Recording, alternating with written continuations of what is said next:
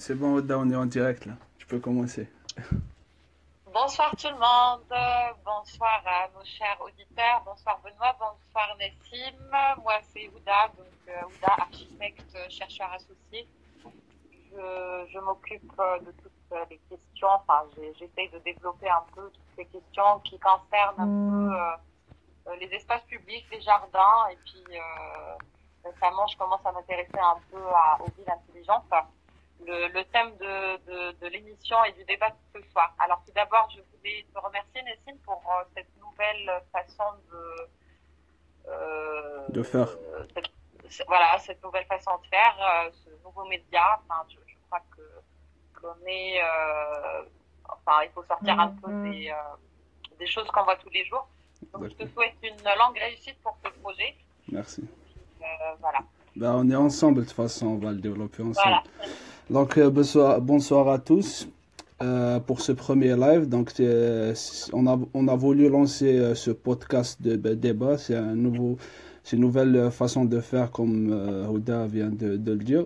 En fait, ça va être un espace de débat sans filtre dans lequel on va essayer de traiter des sujets d'actualité et qui ont des enjeux stratégiques pour notre présent et notre futur. Donc pour ma part, j'ai décidé d'étendre un peu mes activités de blogging vers une nouvelle formation où je serai à l'écoute de vos questions et plus proche de vous. Donc avant de lancer le débat et commencer avec ce thème de Smart City, je tiens à vous rappeler que ce live sera disponible en audio sur ma chaîne YouTube, sur la chaîne YouTube de Ouda, sur nos deux blogs. Vous pouvez le réécouter ou bien les personnes qui sont pas disponibles actuellement, elles pourront l'écouter plus librement. Et vous pouvez également participer au débat avec des commentaires. On va tenter de répondre à vos questions tout au long du débat ou bien juste après, à la fin. Je laisse la parole à Benoît. Il va nous parler un peu de ses activités, les consultants dans la transformation des entreprises pour qu'elles soient durables. C'est ça, Benoît? Oui, tout à fait. Bonsoir à tous. Donc, je m'appelle Benoît Guyot. Je suis consultant, formateur en stratégie du développement durable. Donc mon rôle, c'est d'accompagner les démarches de transition dans différents contextes. Donc j'interviens aussi bien comme enseignant dans l'enseignement supérieur notamment, et puis auprès d'entreprises et de collectivités, donc dans des contextes de réflexion stratégique. Ça concerne donc le planning, par exemple la RSE, la responsabilité sociale des entreprises. Ça concerne également le planning au niveau territorial, les démarches de transition, et puis également plus de l'innovation sur les produits et services, où on va chercher à identifier des impacts environnementaux, impacts sociaux, et chercher à apporter des solutions. Et là, on parle d'éco-conception, de cycle de vie des produits. Voilà. Excellent. Donc, pour ma part, j'ai commencé à m'intéresser au sujet de la ville. Donc, j'ai travaillé pour la ville de Marcq-en-Barœul comme chargé d'études, où j'ai élaboré un rapport que j'ai présenté aujourd'hui au maire. Donc, j'ai constaté que la ville actuellement se résume en trois mots. Donc, c'est la durabilité, le partage et l'innovation.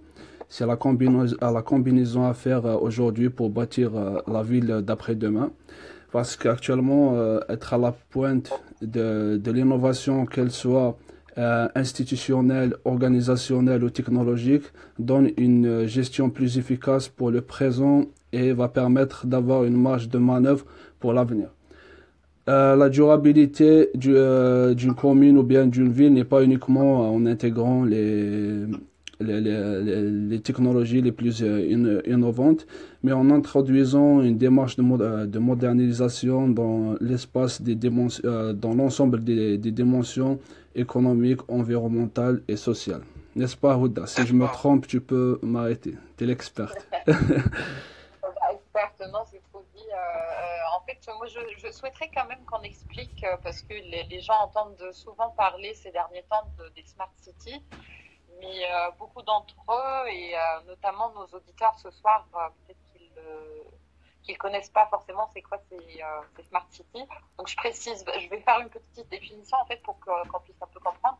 Donc on appelle souvent Smart City ou ville intelligente, donc par rapport au changement organisationnel, notamment technologique et sociaux des villes. Donc on induit par la volonté d'être une partie de la réponse au changement climatique. Donc aujourd'hui, la ville intelligente cherche à créer des piliers sociaux, culturels et environnementaux. Oui, tu peux continuer, Ouda. Et donc pour ce fait, donc la ville intelligente ou la Smart City, donc on parle de ville numérique aussi, bâtiment à énergie positive. Je parlerai plus de la Smart City, mais du volet urbain du bâtiment, parce que je suis architecte. Oui. On parle d'économie intelligente aussi, on parle de mobilité intelligente où on aborde le volet des transports. On parle d'environnement intelligent, des habitants intelligents aussi, et un mode de vie intelligent. Il y a un petit bruit, ça vient de chez toi, Benoît? Aucune idée. Pas grave, tu peux continuer, Ouda. Y a pas de souci. Donc, on parle aussi de mode de vie intelligent et aussi une administration intelligente. Ce que tu disais, Benoît, donc développer un peu les entreprises, etc., d'une manière intelligente. Donc, le côté développement des villes, ce sont de nouveaux services performants. Donc, les transports et mobilité intelligente, un environnement dans un environnement durable. Si on peut parler des déchets et l'énergie. Par exemple, si concernant les déchets, les villes auront pour mission de réduire, voire d'éviter leur production de déchets. Oui. L'urbanisation est responsable aussi si on parle d'urbanisation, donc forcément de l'habitat intelligent. Donc il y a pas mal de questions en fait. C'est-à-dire la Smart City en fait englobe pas mal de volets. Oui. Donc, notamment la gouvernance durable, l'économie durable, la mobilité intelligente, l'environnement durable, l'éco-citoyen. Oui. Et il va falloir peut-être que les gens se positionnent par rapport à tous ces volets-là. Oui. Et Benoît, actuellement, comme a soulevé Houda, il y a des enjeux vraiment qui sont urgents. Il y a la population mondiale, d'après une étude, qui va être concentrée dans les zones urbaines. Soit 70% de la population mondiale sera concentrée dans les zones urbaines. Il y aura des villes qui auront plus de 10 millions d'habitants. Dont actuellement, il y en a une dizaine ici en Europe, par exemple. 35 en Europe actuellement. Quels sont les enjeux écologiques par rapport à cette explosion démographique dans les zones urbaines? Qu'est-ce qu'on risque en fait? Ouais, c'est une bonne question. En fait, oui, le concept de Smart City, il questionne et il renouvelle notre perspective sur toutes nos activités, toutes les activités humaines. On peut parler, j'ai entendu l'expression de fonction vitale. Donc c'est la manière dont on va répondre à nos besoins fondamentaux. Donc comme tu l'as dit, Ouda, ça questionne nos modes d'habitat, de mobilité, d'énergie. Tout à fait. D'alimentation, d'agriculture, de santé, d'éducation.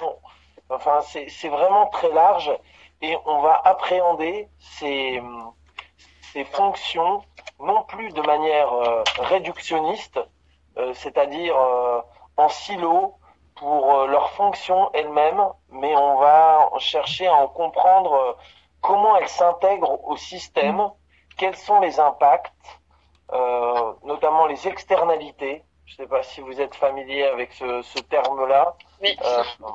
Et on va chercher à diminuer ces impacts. Et le numérique, c'est une réponse en tout cas, c'est un axe de résolution de problèmes pour diminuer les impacts.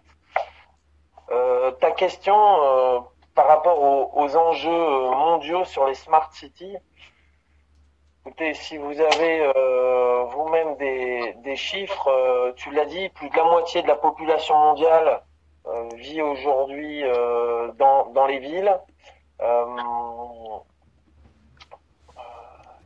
Donc, il y aura une surconsommation des énergies. Donc voilà, d'après mon rapport, j'ai vu qu'il y avait IBM qui a dit que grâce au Smart City et l'efficacité énergétique, on pourra économiser jusqu'à 30% des énergies dans le monde, par exemple.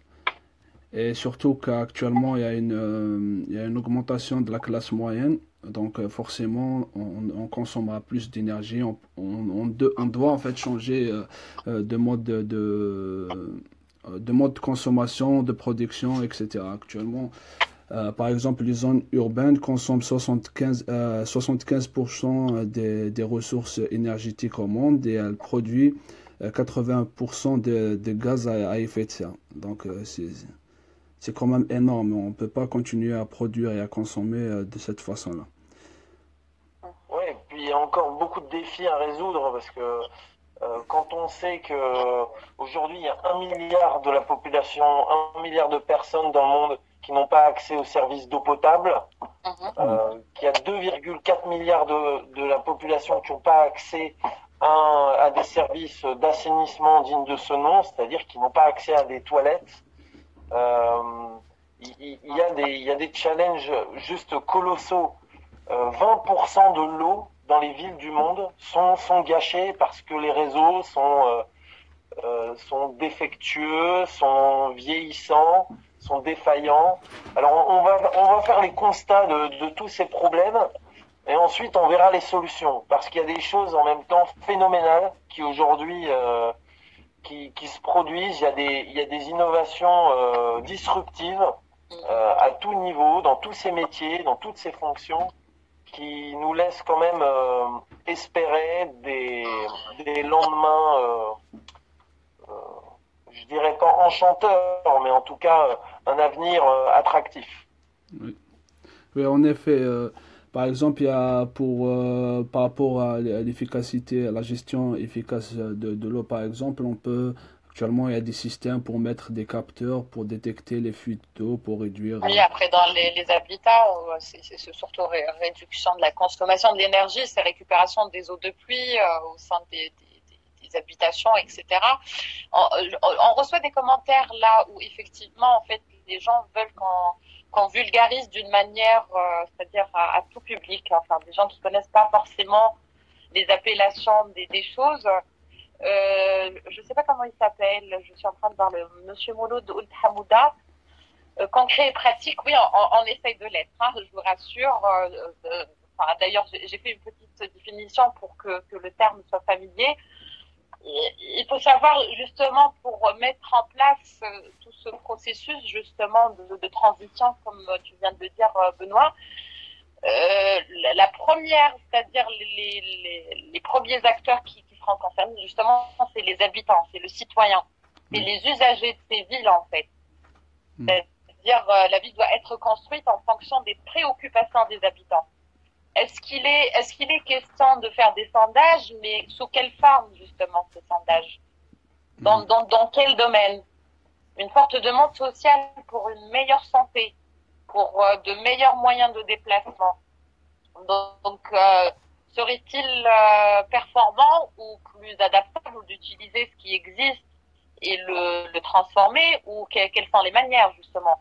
Parce que les citoyens se posent, ils veulent bien, enfin, il y a quelques-uns qui disent que Smart City, ville intelligente, c'est une utopie.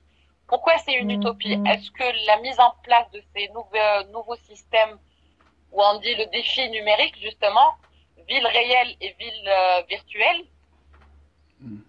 le numérique facteur de diffusion urbaine aussi, le numérique facteur de nos villes, parce qu'on est obligé de passer par le numérique au jour d'aujourd'hui.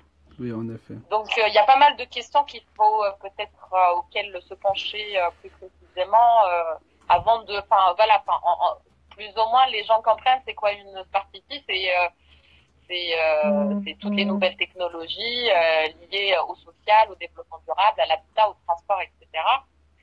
Mais comment s'y prendre pour que ça ne reste pas qu'une utopie? Oui, en fait, il y a un problème aussi par rapport au financement parce que pour mettre en place toutes ces technologies, ça Donc voilà, il y nécessite a le volet économique, effectivement. exactement parce que pour connecter toute une ville, déjà, il faut qu'il y ait une connexion Internet. Et, et là, c'est quand même. Là, en fait, l'enjeu, c'est de faire, faire participer tout le monde et surtout l'entreprise privée, ce qui est l'acteur principal du Smart City, hein, parce qu'une commune ou bien une ville, elle peut pas financer elle-même une Smart City en général. Par exemple, par exemple pour mettre les capteurs dans les parkings intelligents ou bien pour les lampadaires, par exemple, ça coûte énormément d'argent. J'ai fait une étude dernièrement. Ça a coûté une ville 400 millions d'euros. C'est pas tout le monde qui peut se permettre ce genre de financement. C'est pour ça il y a une part d'utopie pour l'instant. On est encore dans la comme toute nouvelle révolution, en fait, c'est quoi? C'est ce que je dis à chacune de mes interventions. Au début, on dit que c'est une utopie, et puis on dit que c'est dangereux, et enfin, ça commence à se démocratiser et à se vulgariser. Donc, on est dans ce processus-là, on est dans la première phase qui est considérée comme utopique, quoi. Mhm. Voilà. Ouais, il y a aussi le volet peut-être sensibilisation justement du citoyen et de l'usager de la ville, pour que, c'est-à-dire ça peut prendre forme. Il y a pas mal d'ateliers, d'ailleurs, on voit ça à Paris, un peu partout en fait, en Europe, hein. Il y a des ateliers pédagogiques pour les enfants, donc ça passe déjà par l'éducation au sein des écoles. Ils font des ateliers pédagogiques, ils essayent de faire un peu d'agriculture urbaine. Maintenant, ça devient de plus en plus courant, où on a des potagers, des terrasses végétalisées, des potagers à côté de logements, où ça crée ce lien social entre les habitants, etc. Donc la Smart City, à mon sens, elle prend des facettes différentes. C'est-à-dire, il ne faudrait pas voir juste le côté numérique de la chose et le côté, c'est-à-dire coûteux économiquement parlant. La Smart City, oui. Je te laisse, Benoît. C'est Benoît ou c'est Nassim qui veut parler? C'est Benoît qui veut rebondir. Ouais. En fait, par rapport à l'aspect utopique, c'est vrai que, par exemple, un des démonstrateurs les plus connus de la Smart City, en tout cas qui l'a été pendant une décennie, c'est le quartier d'Hammarby Röstad à Stockholm. Oui. Donc, quartier qui a été développé, qui avait en fait qui a remplacé un village olympique qui était en toutes les nouvelles technologies et appliquées aux bâtiments, à l'énergie, à la ville. Ils ont installé par exemple un système de collecte souterrain des déchets. Donc ça fonctionne, il y a des bornes de tri sélectif et depuis un quartier central, un poste central, ils peuvent surveiller sur l'ensemble du réseau le remplissage de telle ou telle borne, et une fois que, par exemple, les cartons sont remplis, ils appuient sur un bouton et tout est aspiré et acheminé à un conteneur.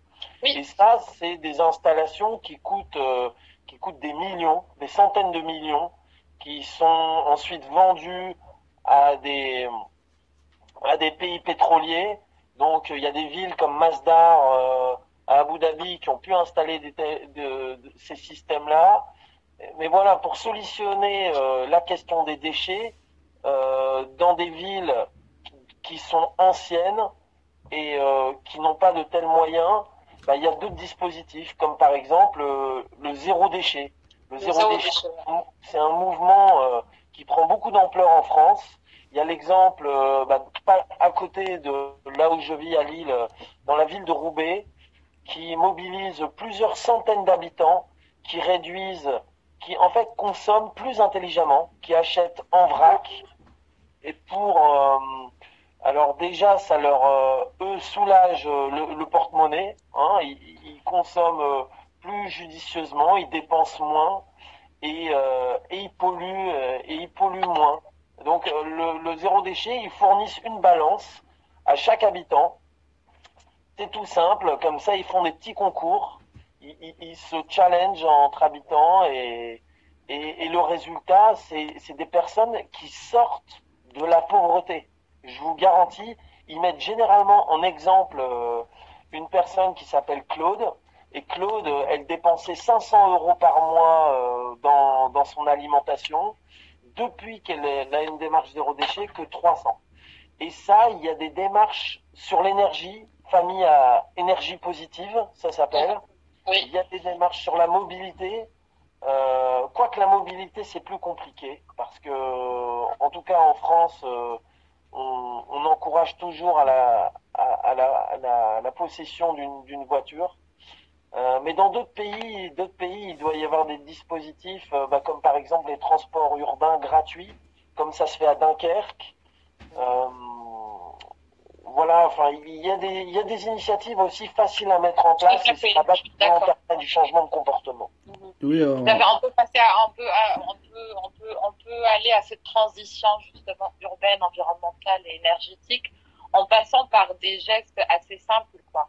Notamment dans une ère où c'est le changement climatique, où il y a de la perte de biodiversité, et puis des ressources en eau, sol, air qui justement se répercutent sur nos modes de vie et sur notre santé.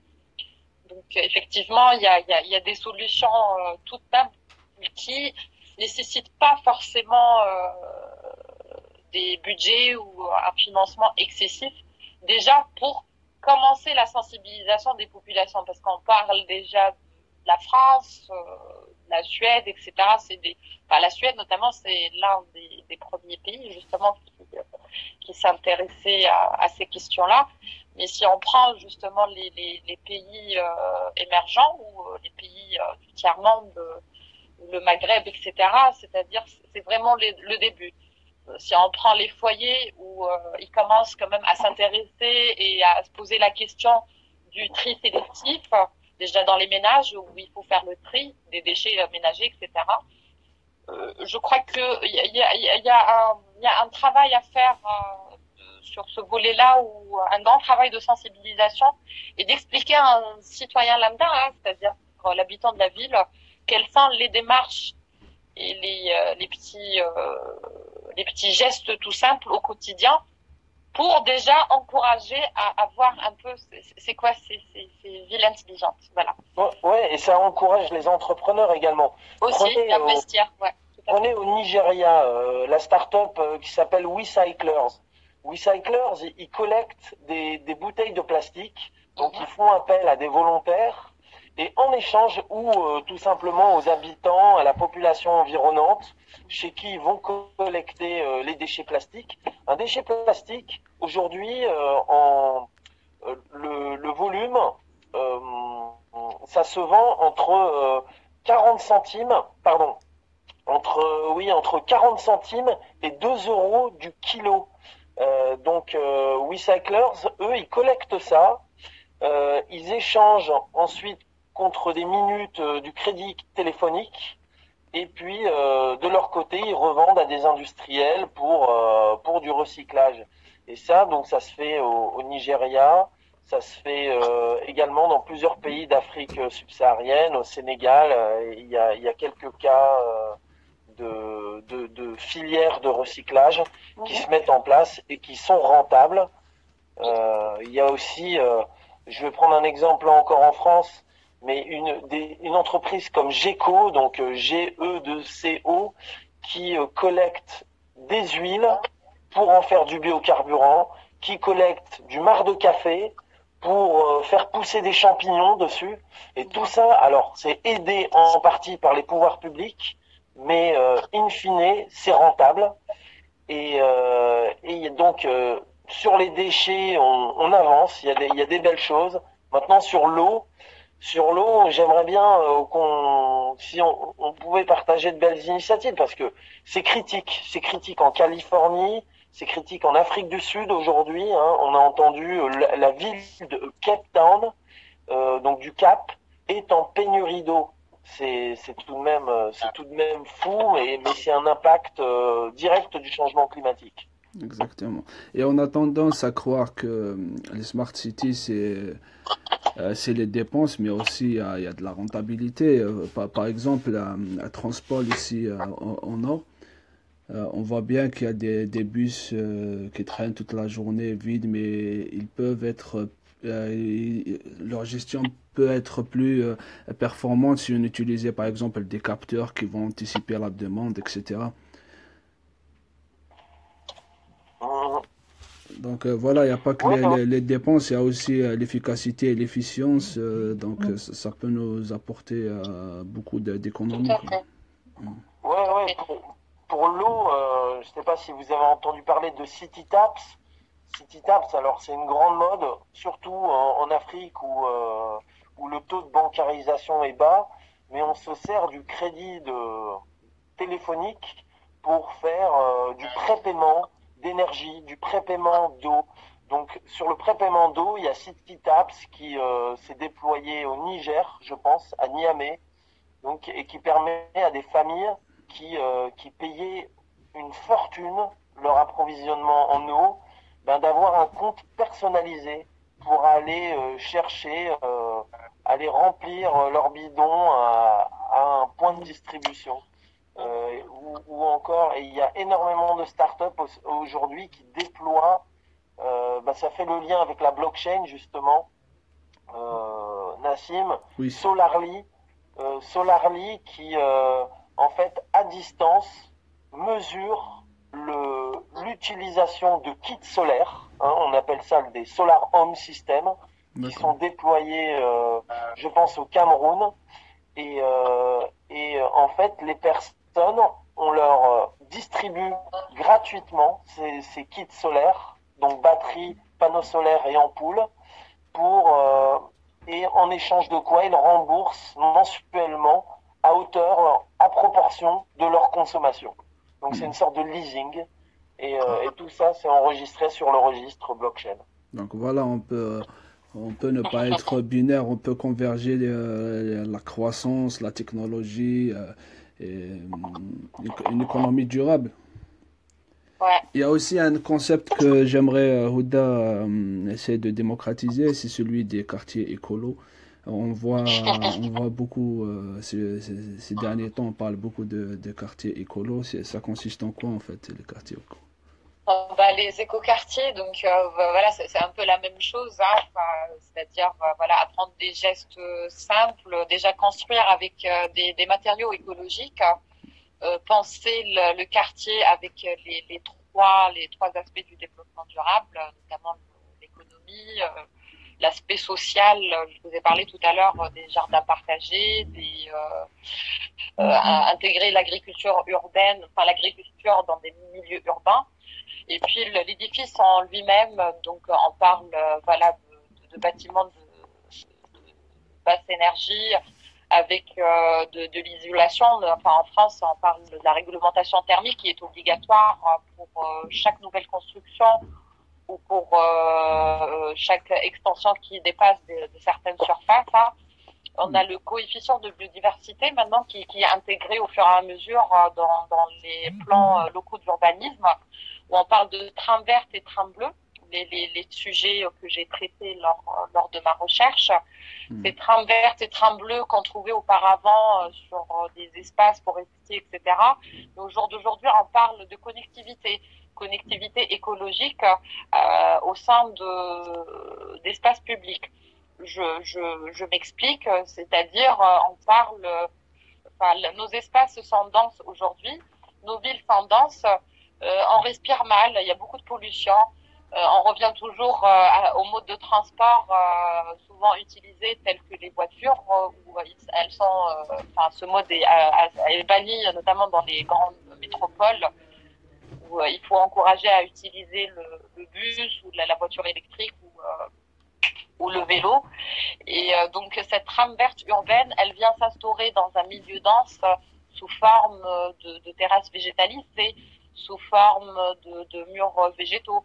Et justement, ces espaces verts ou cette nature en ville essaye de réduire justement la pollution au sein de nos quartiers.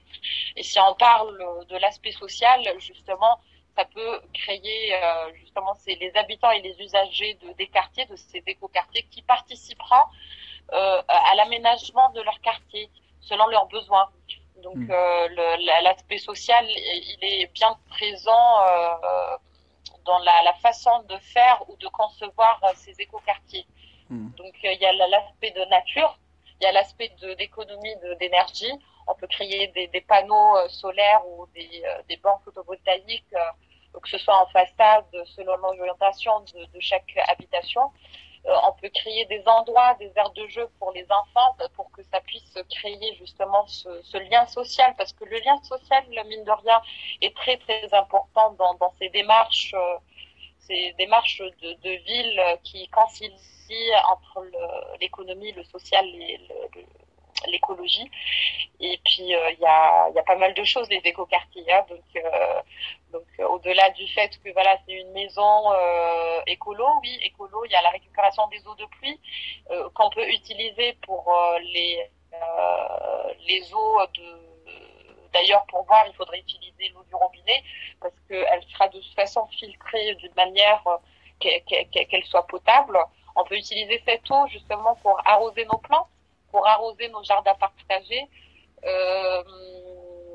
Donc il faut isoler pour réduire justement la consommation d'énergie, que ce soit en électricité ou en chauffage ou en climatisation. Si on isole nos parois ou nos terrasses, nos dalles, etc., donc on va économiser de l'énergie. Donc c'est tout un panel de gestes où j'insiste justement sur les petits gestes pour aller vers cette transition. Donc c'est des petits gestes tout simples, hein, à commencer par profiter de la lumière du jour, où il faut éteindre la lumière de la pièce quand on la quitte. Il faudrait trier ses déchets, mettre les déchets biodégradables, le verre à part, papier, plastique, etc. Il faut boire du robinet, comme je viens de le dire. Préférer la douche au bain, par exemple. On a tendance à aimer le bain, surtout quand il fait aussi froid que j'en suis. Hein. Ah, c'est normal. Accorder un petit moment pour la vie, enfin de donner les objets en fait pour les associations. Il y a pas mal d'associations, comme tu l'as cité, Benoît, des associations, des entreprises un peu partout dans le monde qui récupèrent justement les déchets, etc., pour les convertir en matières premières, etc. Éviter de se déplacer en voiture, il faut privilégier le vélo, et encore une fois, pas toutes nos villes sont aménagées d'une manière où le vélo est pratique pour le déplacement. Désolée pour les gens qui ont des voitures, hein, mais moi-même en fait j'ai une voiture, ouais, je sais même pas faire du vélo. Donc voilà, c'est des petits gestes comme ça. Il n'est jamais trop tard pour apprendre. Oui, tout à fait. Je viendrai au nord pour apprendre alors. Ah oui, à Paris, pas... c'est très dangereux. Ah oui, à Paris, c'est pas... Voilà, il faut recycler les piles, il faudrait utiliser moins de papier. Enfin, voilà, nous en tant qu'architectes, on utilise beaucoup de papier. Les services d'urbanisme pour déposer un permis de construire, ils nous demandent quand même des exemplaires et des exemplaires, et c'est du gâchis parce qu'il va en rester au fond d'un tiroir. Après, voilà, c'est pas très pratique, et puis c'est pas bon pour la planète. Donc voilà, il faut penser aussi à digitaliser tous ces services administratifs, etc. Voilà, c'est des petits gestes comme ça. Après, le rôle de l'architecte justement dans les écoquartiers, c'est pas mal de concepts qui allient les trois volets que j'ai abordés au début. Donc le social, l'écologique et l'économique. Voilà. En effet. En fait, je vais rebondir sur le point que tu as cité tout à l'heure par rapport à l'open data. Parce que dans les smart cities, le gouvernement et les collectivités doivent ouvrir les informations aux privés, aux citoyens, afin qu'ils prennent des initiatives citoyennes pour qu'ils auront plus de contenu afin d'innover autour des smart cities. Mais on a un petit problème, c'est par rapport à la confidentialité des données et l'atteinte à la vie privée des personnes. Donc si on communique les données des usagers, donc on risque d'atteindre leur vie privée. C'est un enjeu actuellement qu'on trouve pas, malgré qu'il y a des solutions, notamment la cryptographie, la blockchain, etc., qui assurent cette confidentialité des données, mais on n'est pas encore allé jusqu'au bout. Mhm. Ouais, il y a pas mal d'initiatives. Faut pas tout laisser à Google. Google d'ailleurs a créé un lab C'est vrai spécial c'est vrai que les sur la Smart GAFA, City. c'est vrai que les GAFA nous colonisent par rapport aux data, c'est vrai. Ouais. Ils ont à New York, ils ont le Sidewalk Labs, donc traduit en français, c'est le laboratoire du trottoir qui D'accord, est spécialisé sur l'exploitation des data pour la Smart City. d'accord. Et tout à l'heure, Ouda, tu parlais de voilà l'implication sociale est forte. Mhm.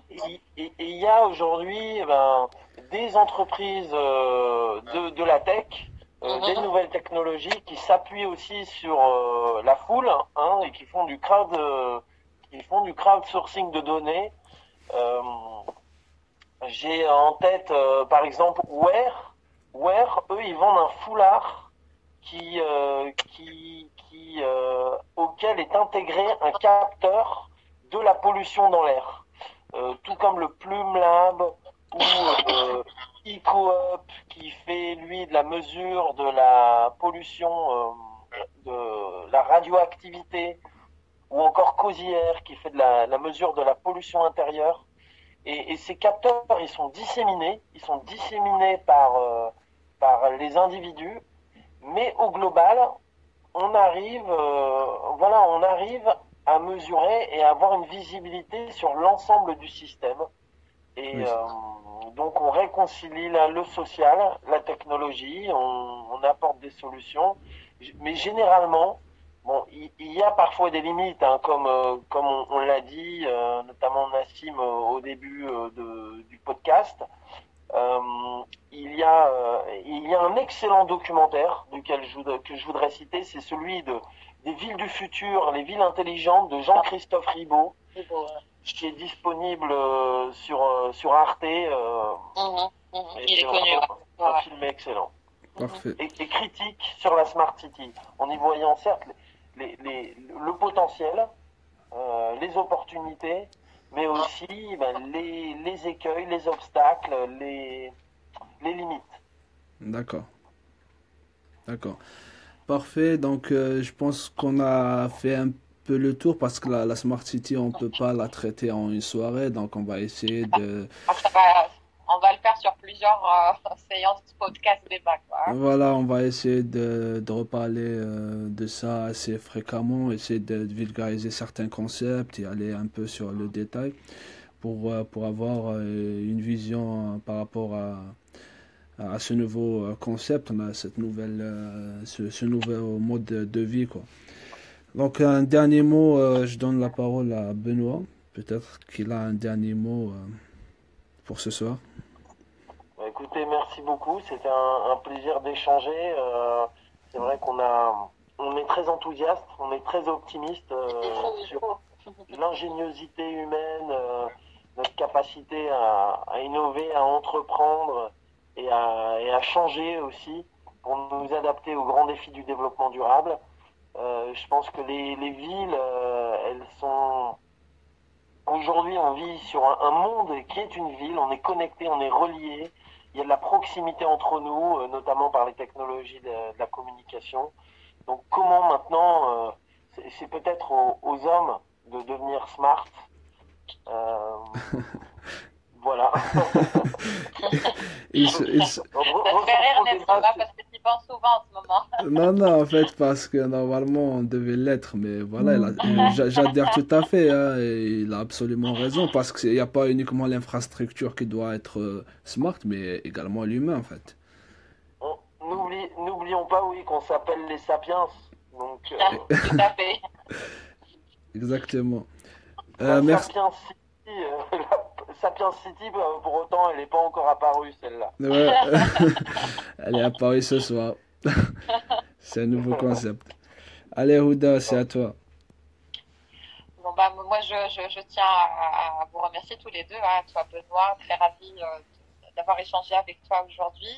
Merci à toi, Nessim, pour cette belle initiative des nouveaux débats intelligents, hein, disant que c'est indirect, ça change un peu. Et puis,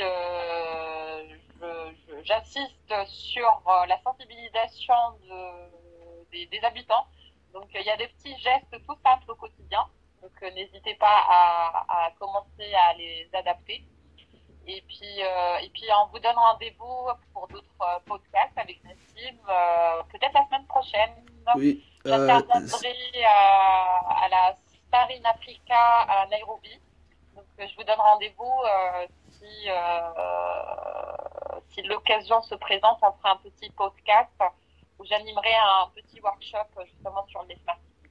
Donc voilà, je vous remercie tous et je vous dis à très bientôt. Exactement, ça va nous faire énormément plaisir si tu auras un petit moment la semaine prochaine. Donc nos formats en fait c'est pas vraiment académique, comme vous voyez, on n'a pas d'heure ou bien de durée définie. Donc on fait à l'improviste, les questions on les fait maintenant. C'est vraiment, c'est pas scientifique en effet. C'est l'objet en fait de cet espace. Mais ça va nous faire plaisir. La semaine prochaine, tu seras à Kenya, c'est ça? Faut pas... Oui, tout à fait. À Nairobi. C'est ça, donc ça va être sur les Smart Cities. Ça va être vraiment Tout à une fait, occasion voilà. pour L'événement développer. s'appelle Start in Africa, donc jeune entrepreneur, où il y aura justement une grosse matinée, une grosse journée consacrée aux Smart Cities. D'accord. Voilà, j'animerai un workshop lors de cet événement. Parfait, bon courage pour ton intervention et partage avec nous les vidéos ou bien les photos pour... Ok, très bien. Parfait. Je manquerai pas. Je vous remercie pour ce débat qui a été riche et enrichissant. C'était vraiment intéressant. On va essayer de refaire ça plus souvent et je vois que les commentaires, il y a eu beaucoup de commentaires. Je vous remercie pour les commentaires, notamment Yacine, Mouloud et Bilal. Donc toutes les personnes qui ont commenté. Et on vous redonne rendez-vous très bientôt. Et vous allez trouver cet enregistrement sur ma chaîne YouTube, sur la chaîne YouTube de Houda, sur nos blogs. Ça va être partagé partout. Et à très bientôt. Allez, bonne soirée.